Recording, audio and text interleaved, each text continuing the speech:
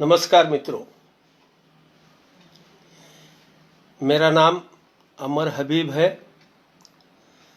मैं महाराष्ट्र के अंबाजोगाई से आप लोगों से बात करना चाह रहा हूँ। मेरा आज का विषय तो किसान पुत्र आंदोलन क्या है, यह मेरा विषय है। लेकिन आपको पिछला संदर्भ दे दूं कि हमने पिछली बार किसान विरोधी कानून कौन से हैं ये एक सत्र में देखा, और उसके बाद हमने ये भी देखा कि उसका संवैधानिक संदर्भ क्या है। पहले सत्र में हमने जो देखा उसमें हमने ये कहा कि सीलिंग, आवश्यक वस्तु और ज़मीन अधिग्रहण यह कानून किसान के गले का फंदा बन गए हैं। वो मतलब उसका आज औचित्य कुछ नहीं रहा है, वो संविधान विरोधी हैं।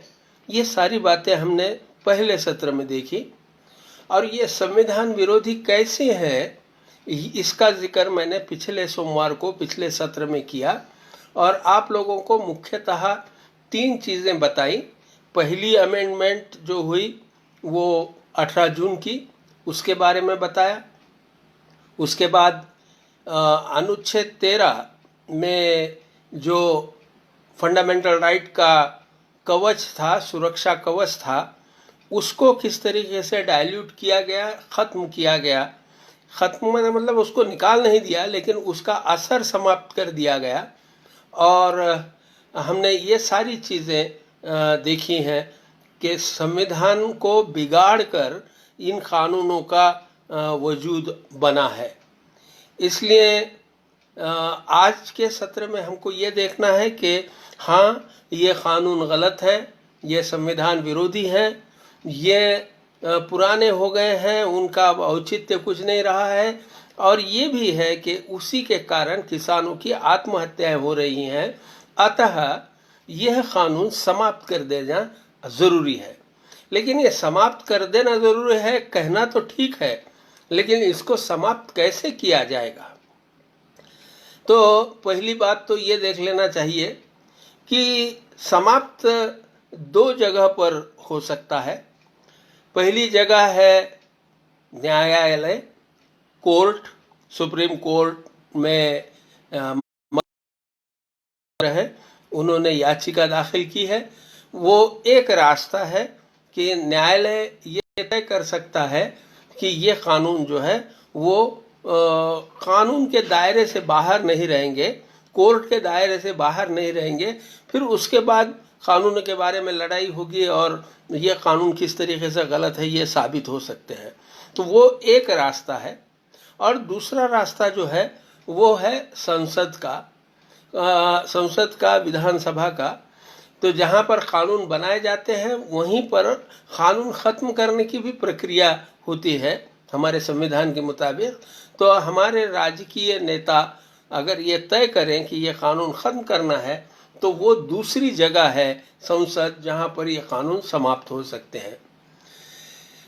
तीसरा रास्ता तो कुछ ऐसा दिखाई नहीं देता, लेकिन यही 2 लोगों के ऊपर 2 अलग तरीके से दबाव लाया जा सकता है। 2 दबाव के जरिए है। एक दबाव है अंतर्राष्ट्रीय दबाव। क्या होता है? तो हमने 1990 में देखा कि जब हमारा ख़जाना खाली हो गया था और हम लोग कर्जा मांगने के लिए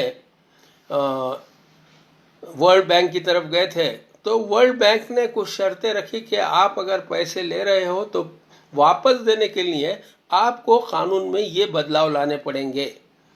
उसी दौर में WTO आया और हम लोगों ने WTO के ऊपर ही दस्तखत की, और कुछ दरवाज़ा खुला, कम से कम इंडिया में खुला।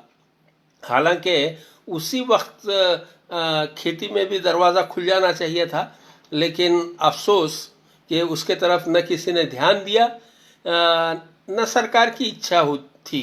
सरकार की तो इच्छा होती ही नहीं है वो तो जनता जितनी गुलाम रहेगी उसको उतना अच्छा लगता है।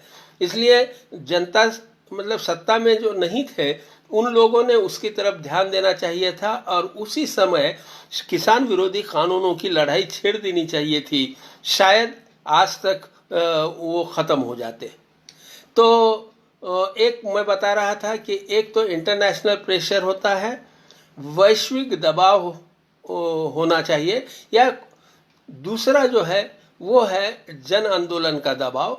हमारे भीतर ही हमारे लोगों के जरिए ही कुछ दबाव राजनीतिक तौर के ऊपर निर्माण होना चाहिए। सरकारें जो है वो आम तौर से लोगों को गुलाम बनाने के लिए कानून बनाती हैं, लेकिन जहां पर लोग गुलाम होने से इनकार कर देते हैं वहां लेकिन सरकार को हाथ टेक देना पड़ता है, क्योंकि अब जैसी भी हो, अच्छी हो बुरी हो, लेकिन अभी चुनाव प्रक्रिया हमारे देश में बरकरार है, तो लोक कानून करना सरकार के लिए ज़रूरी हो जाता है। वो कभी धर्म के नाम पर करते हैं, कभी अनुदान के नाम पे करते हैं, कहीं भीख देने के नाम पे करते हैं। हम लोग अगर दबाव बनाएं तो वो आज़ादी के नाम पर वोट मांगे जाएं, ऐसी स्थिति बनाने के बाद ये कानून समाप्त हो सकते हैं। तो ये अंतर्राष्ट्रीय दबाव वाला जो मुद्दा है वो तो हमारे किसी के बस की बात नहीं है, वो जैसा भी आए। लेकिन हमारे पास दूसरा जो रास्ता है वो अंतर्गत प्रेशर का, जन आंदोलन का, लोगों में जो है जागरूकता पैदा करने का मामला है। मैं बताता हूं कि ये कितना प्रतिकूलता में से हम लोग काम कर रहे हैं। एक तो ये है, मैंने कई बार कहा है कि मैं एक सभा में जब भाषण कर रहा था तो मैंने लोगों से पूछा कि भाई आप में से कितने लोगों ने संविधान का पुस्तक देखा है। तो बड़ा आश्चर्य हुआ मुझे, एक भी हाथ नहीं ऊपर हुआ, एक भी नहीं। फिर मैंने कहा कि भाई कम से कम आपने पुस्तक तो देखा, पढ़ा नहीं। किसने पुस्तक देखा है संविधान का? तो 2 हाथ ऊपर हुए। वो लॉ के वकील थे, वो लॉ की पढ़ाई करते समय उन लोगों के लिए वो कंपलसरी इंडियन कॉन्स्टिट्यूशन होने की वजह से उन 2 लोगों ने देखा था।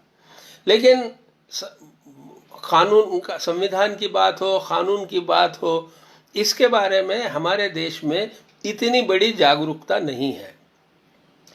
यानी हमने जब 2015 में इस आंदोलन का प्रारंभ किया तो उस समय जब भी हमने पूरे महाराष्ट्र में मेरे मित्रों से मिलते हुए हम लोग घूमे तो सब लोगों को ये बड़ा आश्चर्य होता था कि ये क्या बात लाई है अपने कानून की। किसी को मालूम ही नहीं, मैक्सिमम लोगों को मालूम नहीं कि भाई ये क्या कानून है। कानून का मालूम न होना ऐसी स्टेज में से हम लोगों को रास्ता निकालते हुए आगे बढ़ना पड़ा।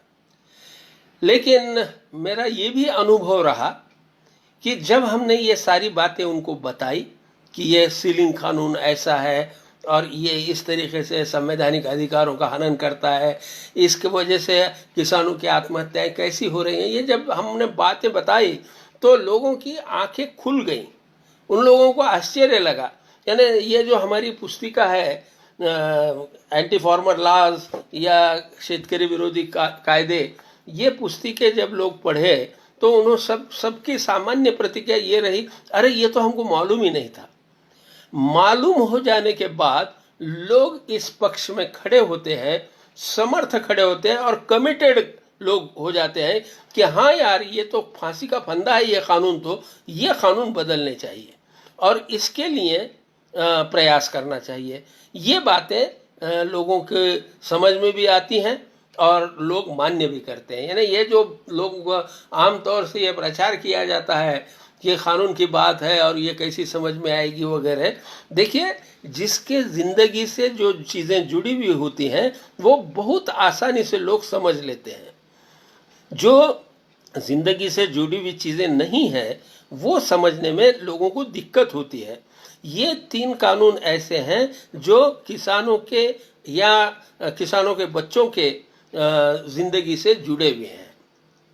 तो मैं आप लोगों को बता रहा था कि एक तो अंतर्राष्ट्रीय दबाव, दूसरी बात यह है कि अंतर्गत हमारे देश के भीतर का लोगों का दबाव, इसके लिए निर्माण होना आवश्यक है। दूसरी बात मैं आपको बता दूं कि सत्ता परिवर्तन के लिए संख्या जरूरी होती है। आमतौर से जो आंदोलन किए जाते हैं उसमें भीड़ जुटाने का काम होता है, और वो भीड़ इसलिए इन लोगों को चाहिए होती है ताकि वो आगे चल के उनको वोट दे। तो राजनीतिक बदल, सत्ता संपादन का हेतु मात्र रखने वाले लोग जो है वो भीड़ जुटाते हैं। दुनिया का इतिहास इस तरीके का है कि व्यवस्था परिवर्तन की लड़ाई, व्यवस्था परिवर्तन जब भी हुई तब उसमें संख्या बहुत बड़ा कारण नहीं बनी है। राजनीतिक परिवर्तन के लिए सत्ता कारण रही, लेकिन व्यवस्था परिवर्तन के लिए जो है वो कुछ लोगों का इनिशिएटिव, कुछ लोगों की बुद्धिमत्ता, इसका इस्तेमाल करके भी समाज में परिवर्तन हुए हैं। और हमको लगता है कि वो रास्ता आज के दौर में सबसे महत्वपूर्ण है।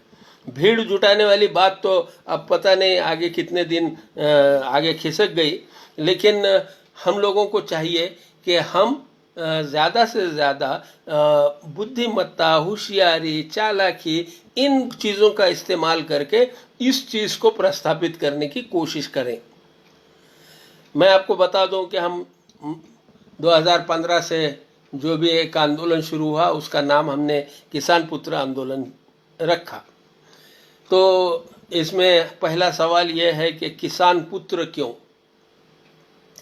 देखिए, मैं 1980 के दशक से किसानों के आंदोलन में रहा। उस समय का जो होल्डिंग था, किसानों की जितनी ज़मीनें थी उसके आज बहुत सारे टुकड़े हो गए।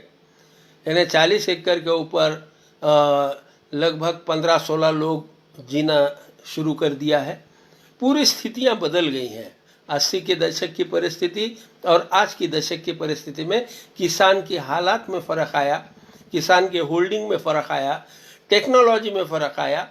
ये बहुत सारे परिवर्तन 80 के बाद 2000 में, यानी 40 साल में बहुत बड़ा अंतर पड़ा है। तो मैं ये देख रहा था कि क्या आज के दौर में, यानी जब मैं 80 के दशक में किसान आंदोलन में शरद जोशी जी के नेतृत्व में शामिल हुआ, तो तब मुझे ये लगता था कि किसान एक दिन सब बाहर निकलेंगे और ये जो लुटेरे सत्ताधारी हैं इन सब लोगों को भगा देंगे वगैरह वगैरह। उस आंदोलन ने बहुत बड़ा काम किया है, ये मैं बिल्कुल स्वीकार करता हूँ। और बहुत ही बड़ा, जिन लोगों को छोटे छोटे तालाबों में तैरने का अनुभव है उनको समंदर का अंदाज़ा लगाना कठिन हो जाता है। उसी तरीके से किसान पुत्र आंदोलन, शेतकरी संगठन का आंदोलन, ये बड़े समंदर की तरह था, ये मैंने स्वयं अनुभव लिया। लेकिन 2020 की स्थिति में जब मैं देखता हूँ तो किसान आंदोलन का नायक बन सकता है क्या, ये प्रश्न मेरे मन में खड़ा हुआ। तो मैंने ये देखा कि किसान के नाम पर, किसान के नाम से कई आंदोलन हो रहे हैं, किसानों को उससे कोई लेना देना नहीं है। तो पहले ये समझ लेना चाहिए कि किसान की व्याख्या क्या है। किसान की व्याख्या ये नहीं है कि जिसके पास 7-12 हो वो किसान। अरे बहुत बड़े बड़े नेता हैं, उनकी ज़मीनें हैं, उनके पास है, उनको आप हम किसान कहेंगे? बहुत बड़े बड़े अफसर हैं और ख़ास तौर से करप्ट अफसर हैं, उनके पास काफ़ी ज़मीनें हैं, क्या उनको हम किसान कहेंगे?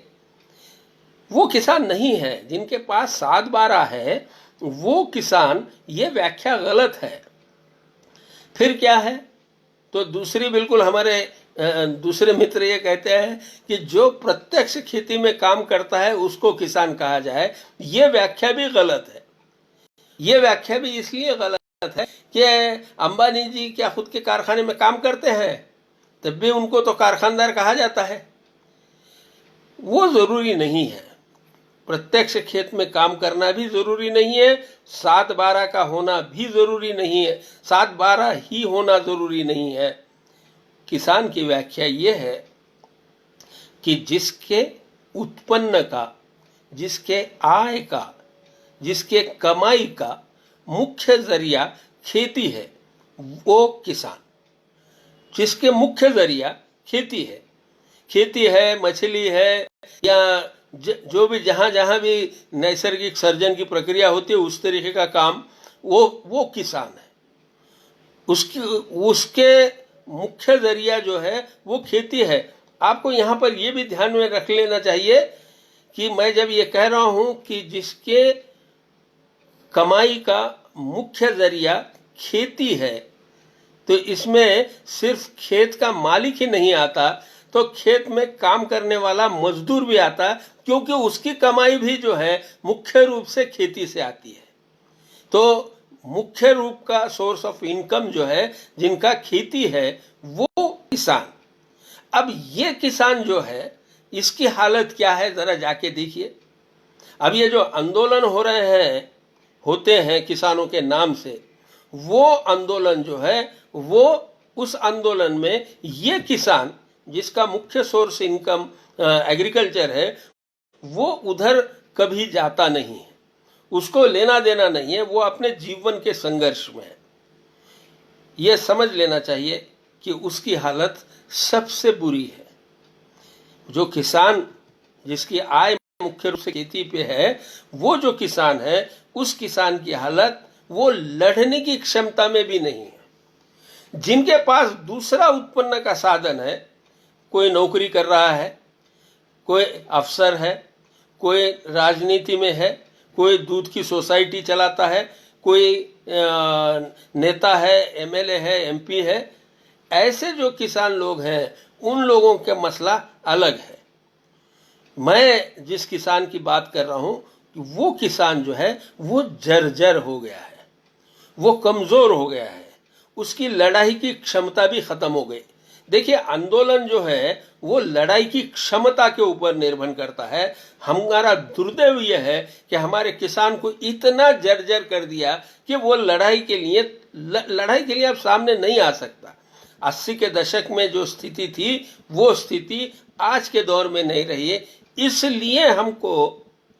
इसलिए हमको किसान पुत्रों को अपील करना पड़ता है, किसान के लड़कों को, किसान पुत्र जिसमें लड़का भी है और लड़की भी है, किसान पुत्र, तो उन लोगों से हम खास तौर से अपील करते हैं कि वो ये आवाज उठाए। क्यों?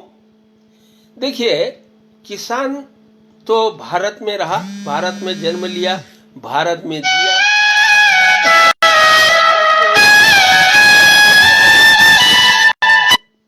भारत में ही उसका अंतिम होगा वो किसान। लेकिन किसान पुत्र जो है वो भारत से निकलकर इंडिया में गया। किस कारण गया? कोई पढ़ने के लिए गया, पढ़ाई के लिए। ये देखिए, ये परिवर्तन बहुत बड़ा परिवर्तन था कि 80 से पहले पढ़ाई के लिए अपनी लड़कियों को शहरों में नहीं भेजा जाता था, उनकी पढ़ाई रास्ते में। लेकिन 80 के बाद पढ़ाई के लिए 90 के बाद तो खास तौर से बड़ी संख्या में लड़के शहरों में गए। लोग, मैं बताया आपको कि 90 के बाद थोड़ा सा उदारीकरण इंडिया में शुरू हुआ, रोजगार के मौके बढ़े, तो उस रोजगार के मौक़ों को लेकर गांव के बहुत बड़े पैमाने पर स्थलांतर हुआ, लोग माइग्रेट हुए, प्रवासी बने और उन्होंने अपना गांव छोड़ा।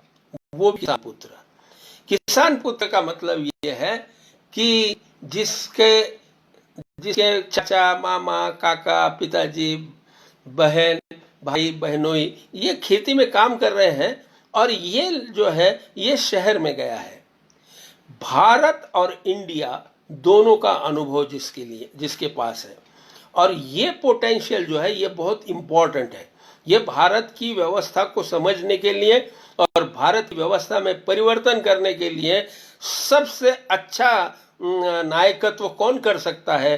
तो मुझे लगता है कि वो किसान पुत्र, जिसको गांव का भी अनुभव है और जिसको इंडिया का भी अनुभव है। ये दोनों अनुभव जिन लोगों के पास है वो लोग जो है वो आगे बढ़ कर सकते हैं। दूसरी बात यह है कि ये किसान पुत्र जो है, किसान तो सिर्फ किसान है, यानी मतलब तू भी किसान मैं भी किसान, ये एक तरीके का एक व्यवसायिकों का ऑर्गेनाइजेशन बन जाता है। किसान पुत्र ये किसी एक व्यवसायी का नहीं है। अब मैं देखता हूं तो कोई टीचर है, कोई इंजीनियर है, कोई डॉक्टर है, कोई सोशल वर्कर है, कोई कुछ है, कोई कुछ है, पत्रकार है। इस तरीके के भिन्न व्यवसाय से जुड़े हुए लोग किसान पुत्र बने। और ये किसान पुत्र जो है, ये किसान पुत्र जो है वो उनमें ज्यादा पोटेंशियल है, क्योंकि वो परस्पर पूरक घटक है। वो एक दूसरे से जुड़े हुए, हर एक का अपना एक फील्ड है, उसका एक स्पेशल अनुभव है, उसके पास एक विशेष कौशल है उसके पास। ये किसान पुत्रों का व्यवस्थित है। इसलिए हमको ये लगा कि ये लड़के जो है, किसान पुत्र जो है, ये अगर किसानों की आज़ादी की बात ठीक से समझ ले तो वो इंडिया में है, यानी सत्ता का केंद्र जहां है वहां है, वहां सत्ता के किले के नजदीक है और वो किले पे हमला कर सकते हैं। ये हमको लगा। ये लगने का एक और कारण है, और जो बहुत महत्वपूर्ण है, वो 60-70 के दशक में दलितों के ऊपर होने वाले अत्याचारों के विरोध में बम्बई में जो पहुंचे किसान पुत्र थे या मजदूरों के लड़के थे, दलित लड़के थे, ये सारे लड़के एकदम आगे आए। उन्होंने दलित पैंथर स्थापन किया और पूरी बम्बई उन्होंने सर पे उठा ली। ये लड़कों ने बहुत सारे प्रति, नामदेव ढसाल, राजा ढाले, ये बहुत बड़े नाम। इन्हें नामदेव ढसाल को तो मतलब बहुत बड़ा प्रतिभावान आदमी था। इन लोगों ने जिस तरीके से आंदोलन करके पूरे महाराष्ट्र में जो दलितों पे अत्याचार होते थे उसके विरोध में बम्बई को सर पे उठा लिया, और उसके बाद पूरा चित्र बदला है। उसके बाद कानून बना। ये जो सारा हुआ उसका कारण वो तंत्र कि जो उन्होंने दलित पैंथर वालों ने इस्तेमाल किया, वो तंत्र हमारे किसान पुत्र इस्तेमाल कर सकते हैं। देखिए, ये जो दौर है, ये दौर में आप गांव में कितने भी दिन उपवास कीजिए, गांव में कितना भी बड़ा सम्मेलन कीजिए, गांव में कुछ और आंदोलन कीजिए, उसकी खबर भी नहीं बनती। अगर बनी तो इतनी सी खबर बनती है। लेकिन बम्बई या पूना में या बड़े शहरों में अगर कुछ छोटा भी होता है तो उसकी आवाज़ बड़ी हो जाती है। इसलिए किसान पुत्रों से मेरा यह अनुरोध रहेगा कि भाई आपको ये मौका मिला है कि आप शहर में हैं, आप जानते हैं, भारत इंडिया को जानते हैं, आपके पास कुछ कौशल भी है, तो आप इस सारी शक्ति का इस्तेमाल किसान की आज़ादी के लिए लगाना ज़रूरी है। हमारा पिछले कुछ वर्षों से जो प्रयास चल रहा है वो बहुत आशादायक प्रयास है। इसमें कई लोग जुड़े हैं इस आंदोलन के साथ। और देखिए, ये आंदोलन व्यवस्था परिवर्तन का आंदोलन है और एकदम झट से कुछ हो जाएगा ऐसा तो मानने की ज़रूरत नहीं है। इसके लिए कुछ टाइम तो लगने ही वाला है। तो लेकिन उसके लिए अनुकूल प्रतिसाद मिल रहा है कि नहीं मिल रहा है, ये देखना बहुत इम्पोर्टेंट है। और हमको ये दिखाई दे रहा है कि अनुकूल प्रतिसाद हो रहा है। मैं ये किसान पुत्र आंदोलन की बात कर रहा था, तो ये किसान पुत्र आंदोलन मात्र नाम है, ये कोई संगठन नहीं है। जो भी किसान विरोधी कानूनों के बारे में कुछ कोशिश करता है, धड़पड़ करता है, प्रयास करता है, वो सारे किसान पुत्र जो हैं उनके धड़पड़ का नाम, उनके प्रयासों का नाम जो है हम लोगों ने किसान पुत्र आंदोलन दिया है। किसान पुत्र आंदोलन ये कोई संगठन नहीं है। यह अंडरलाइन करके ले लीजिए कि यह संगठन नहीं है। ये इसमें न कोई अध्यक्ष है, न कोई सेक्रेटरी है, न कोई कोषाध्यक्ष है। होता क्या है आमतौर से कि कुछ भी एक चलाना हो तो अपने एक संगठन बना लो। संगठन बनाने के बाद उसमें अध्यक्ष, सेक्रेटरी, फिर बनेंगे ज़िले ज़िले के, तालुके के, गांव के, और इस तरीके से संगठन बढ़ाकर काम चलाया जाता है। हम लोगों ने ये सारी चीज़ें टाली है। क्योंकि देखिए, मैंने ये अनुभव किया है और आप भी देखते होंगे कि बाद में होता यह है कि जिस काम से हम लोगों ने संगठन बनाया था वो काम रह जाता है, वो गौण हो जाता है, उसको महत्व नहीं दिया जाता। और महत्व दिया जाता किस चीज को? दो चीजें, एक तो नेता और दूसरा संगठन।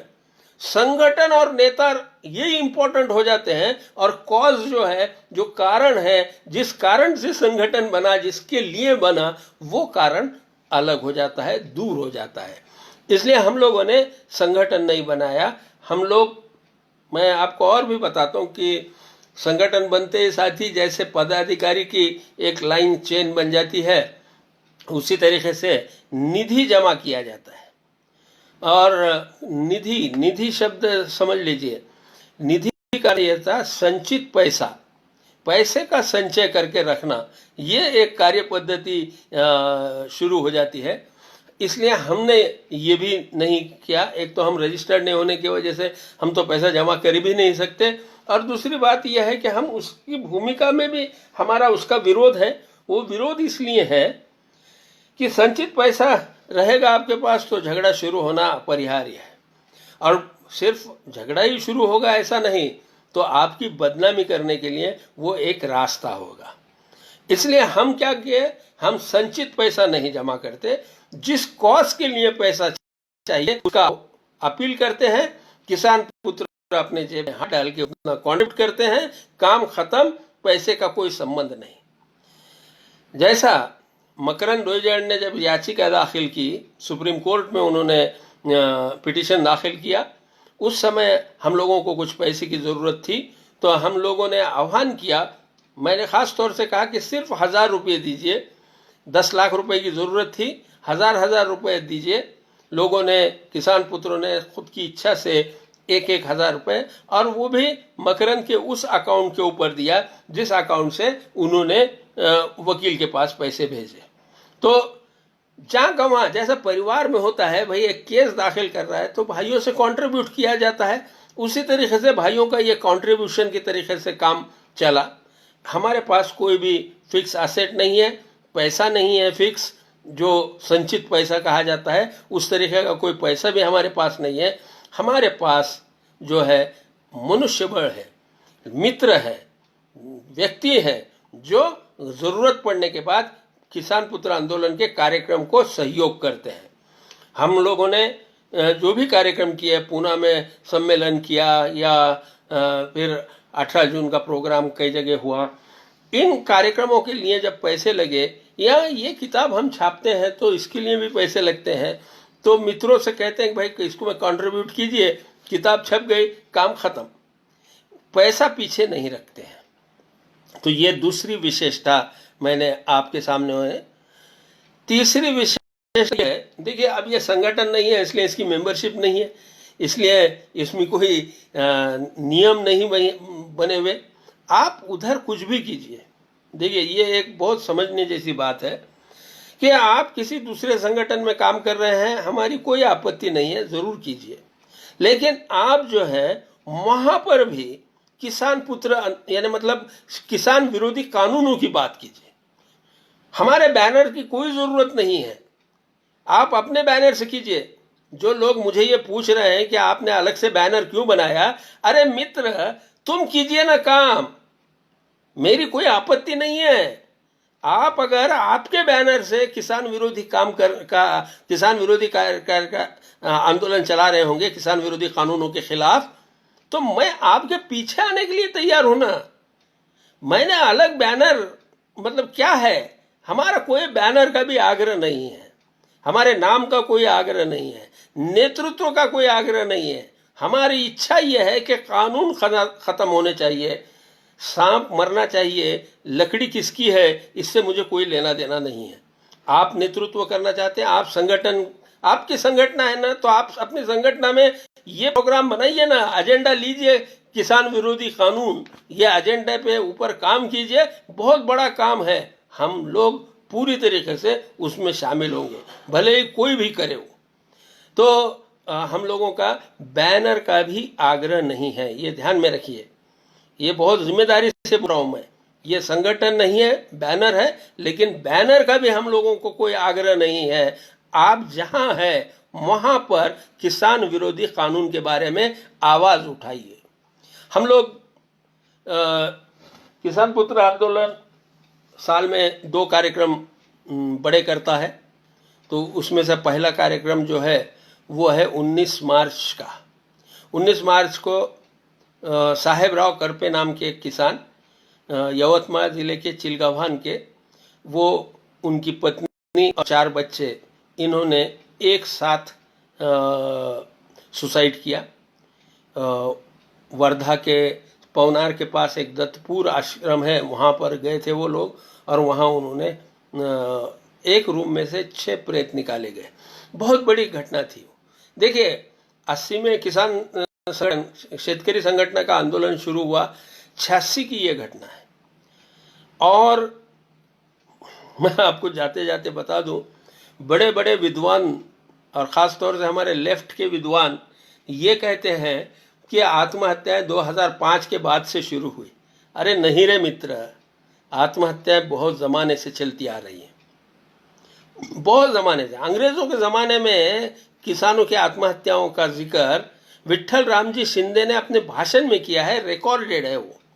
उसके बाद भी आज़ादी के शुरू से किसानों की आत्महत्याएं होती आई हैं, और 90 से पहले भी बहुत बड़े पैमाने पे आत्महत्या हुई हैं।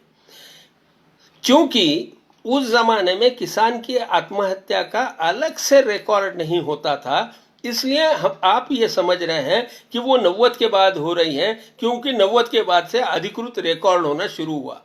अब तो आप ये भी कहेंगे कि 2016 के बाद आत्महत्याएं हुई नहीं। अरे 2016 में आपने रिकॉर्ड करना बंद कर दिया। आत्महत्याएं तो रोज हो रही हैं, रोज हो रही हैं। आपको बताऊं, ये जो लॉकडाउन है, इस लॉकडाउन में पिछले 3 महीने में, शुरू के 3 महीने में महाराष्ट्र में 1200 किसानों ने आत्महत्या की है। 1200 किसानों ने महाराष्ट्र में आत्महत्या की है। रोज आत्महत्याएं चल रही हैं। ये 90 से पहले भी होती थी, 90 के बाद भी होती हैं। जिस साहेबराव करपे का मैं जिक्र कर रहा था, वो साहेबराव करपे की आत्महत्या है 1986 की। 1986, 90 से पहले, उस समय कोई जिक्र नहीं था, तब भी आत्महत्या साहेबराव करपे को करनी पड़ी। हम उस दिन उपवास करते हैं। अब ये भी मैं आपको बता दूं कि उपवास का भी ढंग हमारा अलग है। आमतौर से सब लोग उपवास की एक दुकान लगाते हैं, एक मंडप डालते हैं, वहाँ पर बैठते हैं, नेता लोग भाषण करते हैं और लोग सुनते हैं, तालियां बजाते हैं। हमारा उपवास इस तरीके का नहीं है। हमारा उपवास तो कोई डिमांड के लिए भी नहीं है कि आप ये हमारा नल ठीक कर दिए, हमारा पुल बना दीजिए, हमारा रास्ता दुरुस्त, इसके लिए भी नहीं है। अरे ये जो है मनुष्य की मौत का दुख मनाने के लिए। मनुष्य मर गया, किसान मर गया, और उसके दुख में आप क्या डिमांड करोगे? तो कोई डिमांड भी नहीं। हमने ये कहा कि भाई ये जो उपवास है, ये उपवास निजी निर्णय है आपका। आपको वैयक्तिक निर्णय करना पड़ेगा कि हाँ, मुझे दुख है इस बात का कि मेरे आसपास सैकड़ों हजारों किसानों को आत्महत्या करने पड़ रही है। मैं असहाय हूँ, मजबूर हूँ, अतः मैं कर क्या सकता हूँ? मैं निशस्त्र हूँ, मैं कर क्या सकता हूँ? मैं इस दुख में, अगर ये घटना मेरे घर में होती तो मेरे मुंह में अनाज नहीं जाता था, मैं निवाला नहीं जाता था, तो मैं एक दिन का अन्न त्याग करूँगा। मेरी ये भावना है, ये भावना की अभिव्यक्ति 19 मार्च को करनी है। और ये 19 मार्च जो है महाराष्ट्र में पिछले 3-4 साल से चल रहा है, तो सैकड़ों नहीं, हजारों नहीं, लाखों लोग एक दिन का उपवास करते हैं अपनी जगह पे, काम करते करते। जैसा धार्मिक उपवास करते हैं ना, उस तरीके का उपवास कि उसमें कोई बैठने की जरूरत नहीं, टाइम देने की जरूरत नहीं। आप सवेरे उठिए, निर्धार कर लीजिए कि भाई मेरे को आज का उपवास करना है, शाम तक आप अन्न मत लीजिए, ये आपका उपवास हो गया। आपकी वो भावना जो है वो अधिक प्रखर हो, बलवान हो, किसान से आपकी जो बांधिल की है, आपकी जो कमिटमेंट है वो स्ट्रांग हो, उसको बल मिले, इसलिए ये उपवास किया जाता है। 19 मार्च को हर साल जिसको जो भी किसान पुत्र आंदोलन से जुड़ा हुआ हो न हो, वो होना चाहिए ऐसा जरूरी नहीं है, न भी अगर हो तो भी वो एक दिन का उपवास जरूर करता है। ये दूसरा जो कार्यक्रम है वो 18 जून को होता है, उसको हमने नाम दिया है किसान पराधीनता दिन, किसानों की पराधीनता का दिवस। ये किसानों की पराधीनता का दिवस हमने 18 जून को क्यों माना? इसलिए माना कि 18 जून को पहली कॉन्स्टिट्यूशनल अमेंडमेंट की पहली संविधान संशोधन हुआ, और जिसमें से 31A(b) और 9 शेड्यूल का जन्म हुआ। और 9 शेड्यूल का माने ये है कि उसमें जो कानून जाते हैं उनके विरोध में आप कोर्ट में नहीं जा सकते। ये जो पाबंदी आई, ये जो किसानों को सेकंड सिटीजन बना दिया गया, ये द्वितीय नागरिकत्व दिया गया, वो दिन जो है वो है 18 जून। इसलिए हमने उसको कहा है कि किसान पराधीनता दिन। इस किसान पराधीनता दिवस के अवसर के ऊपर हम भिन्न भिन्न जगहों के ऊपर जैसे कि बम्बई, पूना, हम लोग सम्मेलन करते हैं और ये कॉन्स्टिट्यूशनल अमेंडमेंट लोगों को समझाते हैं, बताते हैं, और किसान के अधिकार किस तरीके से उनको गुलाम बना दिया गया, अधिकार छीनकर गुलाम बना दिया गया, ये बात हम लोग करते हैं। तीसरी एक बात हम लोग करते हैं वो है, देखिए, वो है सोमवार की पोस्ट। हर सोमवार को कईयों किसान, ये किसान पुत्र ये पोस्ट लिखते हैं कि ये कानून खत्म कर दो। देखिए, ये बात को समझिए कि जब एक ज़माने में हम लोग तलवार से लड़ते थे, लेकिन वो बंदूक से लड़ने वाले लोग सामने आ गए, हम पराजित हो गए, बंदूक की जीत हो गई। फिर बंदूक वाले जब थे हम, तो उसके बाद जो है वो दूसरे हवाई जहाज वाले लोग आ गए तो वो जीत गए। इस तरीके से शस्त्र जो है, आपके हाथ में शस्त्र कौन सा है, इसके ऊपर आपकी विजय अविजय निश्चित होती है। आज के दौर का शस्त्र, आज के दौर का शस्त्र जो है, गांधी जी इसके बारे में बहुत बड़ा आदर्श थे। गांधी जी रोज कई पत्र लिखते थे, पत्र, वो वर्त अखबारों में लेख लिखते थे। वो सारा ये जो मीडिया है, वो मीडिया का सही इस्तेमाल गांधी जी ने आंदोलन के लिए किया। हम लोगों को भी ये चाहिए कि इन सोशल मीडिया का इस्तेमाल इस कॉज के लिए किया जाए, इस लड़ाई के लिए किया जाए कि किसानों को आज़ादी मिले।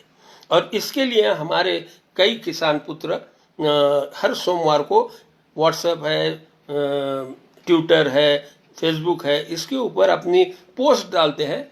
उससे जन जागरण तो होता ही होता है, और उसी के साथ साथ जो है अपनी बात से जुड़ने वाले लोग भी इस आंदोलन से आके जुड़ जाते हैं। यानी मेरा तो अनुभव ये है कि आज किसान पुत्र में जितने बड़े सक्रिय लोग हैं वो मुख्यतः मेरे को सोशल मीडिया पे पहले मिले, और उसके बाद जो है हमारी मुलाकातें हुई। ये 3 कार्यक्रम हैं, 19 मार्च का उपवास, 18 जून का किसान पराधीनता दिन, और हर सोमवार की एक पोस्ट, ये हम लोग आज कर रहे हैं। लेकिन इतने भर से काम नहीं चलेगा, ये तो हम जानते हैं। इसलिए हम लोगों ने देखिए, किसान विरोधी कानून खत्म करने के लिए जो भी करना है वो करना है, जो भी कर सके वो करना है। जिसको जिस तरीके से योग्य लगता है उस तरीके से वो करे, हमारी कोई आपत्ति नहीं है, लेकिन करे। किसान विरोधी कानून के विरोध में लड़ाई लड़े। हम लोग में से कुछ लोग जो हैं, जो जन आंदोलन करना चाहते हैं, उसके लिए हमने जन आंदोलन का एक विंग तैयार की है, भिन्न विंग है। तो वो जन आंदोलन की विंग मुख्यतः 19 मार्च का उपवास जो है वो एक बड़ा जन आंदोलन हो जाता है, लाखों लोग उसमें शामिल होते हैं।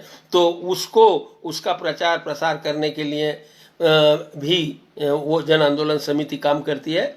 दूसरी का जिक्र तो मैंने पहले किया, वो है न्यायालयीन विंग। न्यायालयीन कोर्ट में जाना, तो मकरंद डोईजड़ जो हमारे मित्र हैं वो सर्वोच्च न्यायालय में गए हैं। सर्वोच्च न्यायालय ने 6 महीने का लिए सरकार की तरफ जाने के लिए कहा था, लेकिन ये बीच में कोरोना वगैरह आया। अब आगे क्या होता है पता नहीं, देखना है। 6 महीने तो हो गए हैं। तो लेकिन सुप्रीम कोर्ट का दरवाज़ा उन लोगों ने खटखटाया है।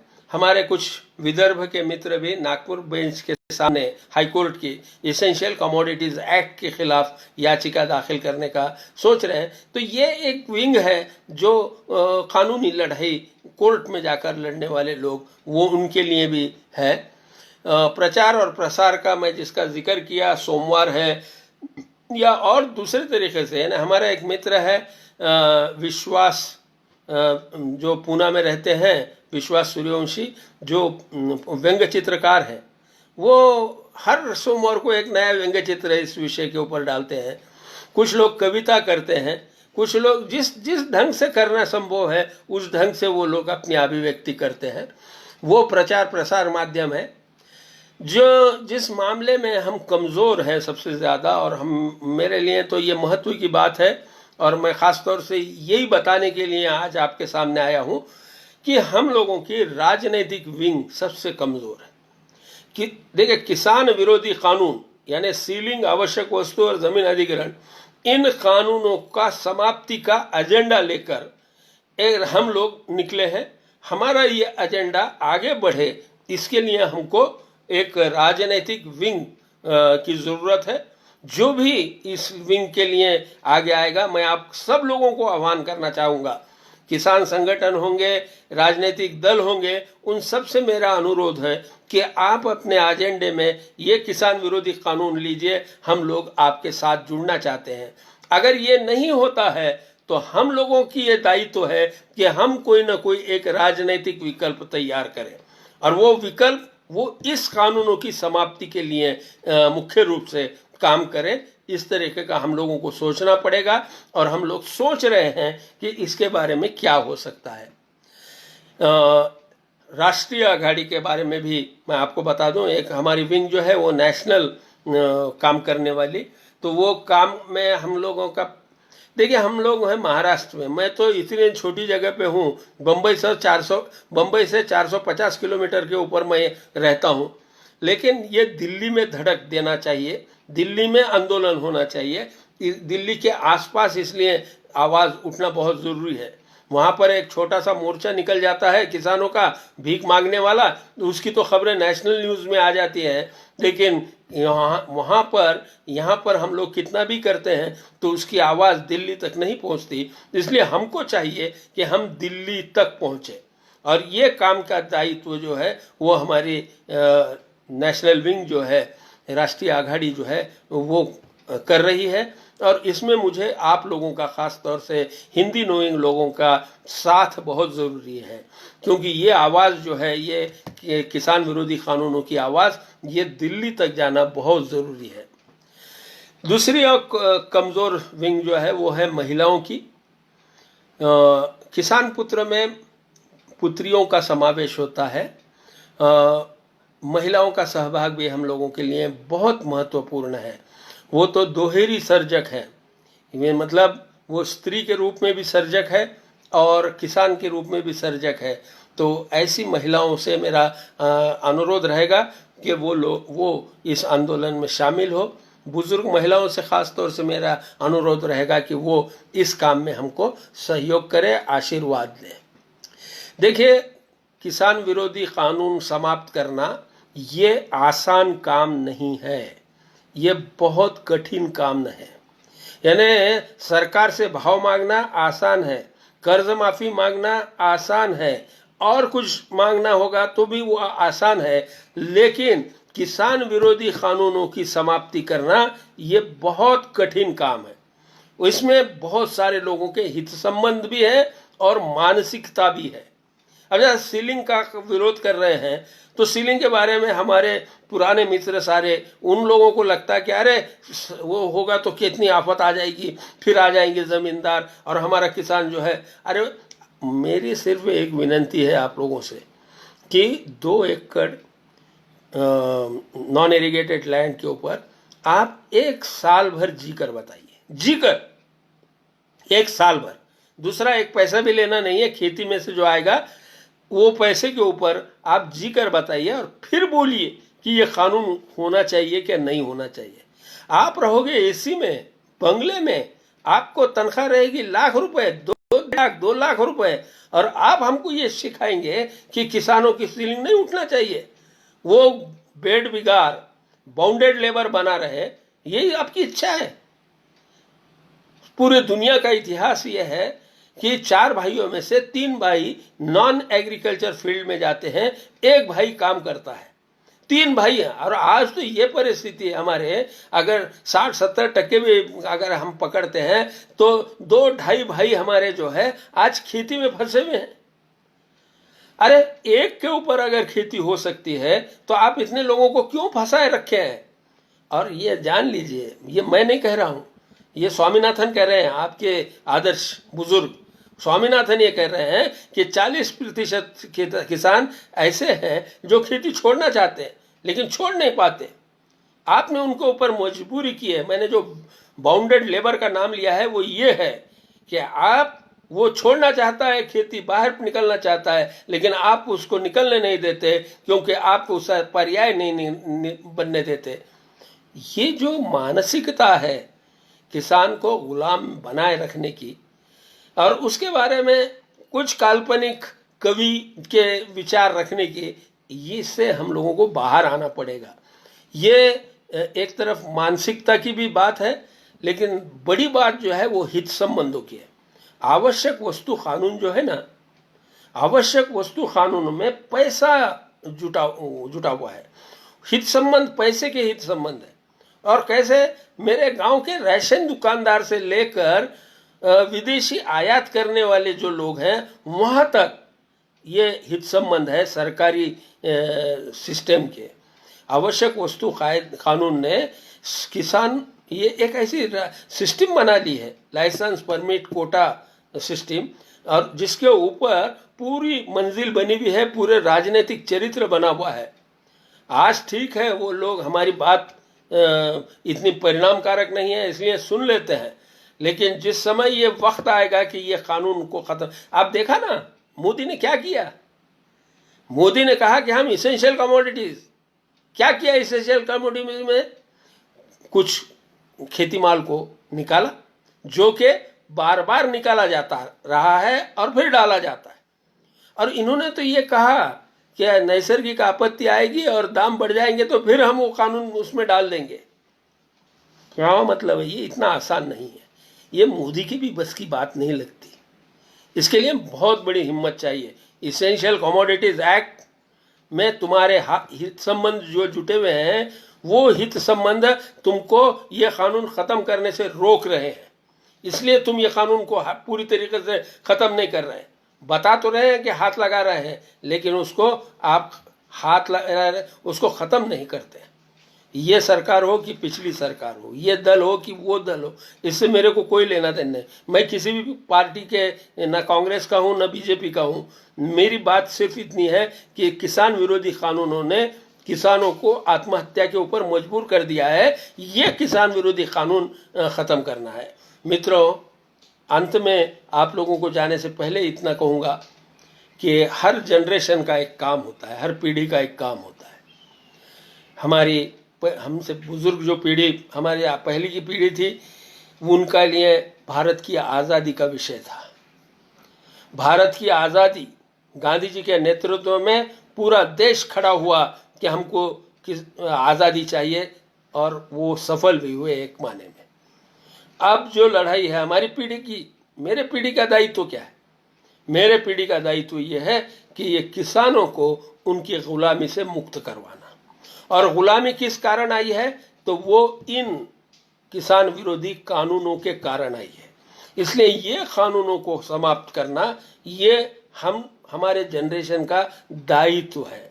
आप भले किसान पुत्र नाम लीजिए, भले मत लीजिए, इसमें कोई रुचि नहीं है हमको। न हम ये संगठन बनाया है, हम सिर्फ इस विषय को आगे बढ़ाना चाहते हैं। ये किसान पुत्र आंदोलन की पुस्तिकाएं हैं, वो अंग्रेजी में भी उपलब्ध है, उसका अनुवाद हमारे मित्र सागर पिलारे ने किया है। ये हिंदी में भी उपलब्ध है, हमारे मित्र प्रोफेसर A.B. पाटिल ने उसका अनुवाद किया है। गुजराती में वो किताब आ रही है, भिन्न भाषाओं में आ रही है। आप जहाँ भी हैं वहाँ पर इस किताब का शुरू में अध्ययन कीजिए। आपको बात सच्ची लगी तो आप भी जुट जाइए, क्योंकि ये आपके और मेरे पीढ़ी का काम है और ये काम हमें आगे ले जाना, ये हमारा दायित्व है। धन्यवाद।